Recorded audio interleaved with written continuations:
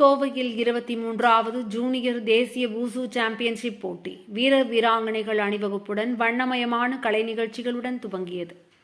கோவையில் தேசிய அளவிலான 23வது வூசு ஜூனியர் சாம்பியன்ஷிப் போட்டி அரசூர் பகுதியில் உள்ள KPR கல்லூரி வளாகத்தில் துவங்கியது. 5 நாட்கள் நடைபெறவுள்ள இதன் துவக்க விழா கல்லூரி வளாகத்தில் நடைபெற்றது. இதில் தமிழ்நாடு வூசு சங்கத்தின் பொதுச் செயலாளர் ஜான்சன் அனைவரையும் வரவேற்று பேசினார்.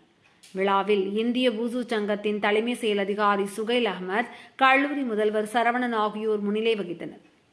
நிகழ்ச்சியில் சிறப்பு விருந்தினராக KPR கல்வி குழுமங்களின் தலைவர் KP ராமசாமி, கோவை மாநகர காவல்துறை தெற்கு துணை ஆணையர் சரவணகுமார் ஆகியோர் கலந்து கொண்டனர்.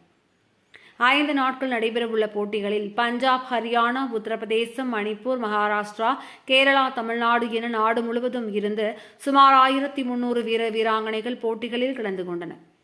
முன்னதாக துவக்க விழாவை முன்னிட்டு 31 மாநிலங்களைச் சேர்ந்த வீரர் வீராங்கனைகளின் அணிவகுப்பு நடைபெற்றது.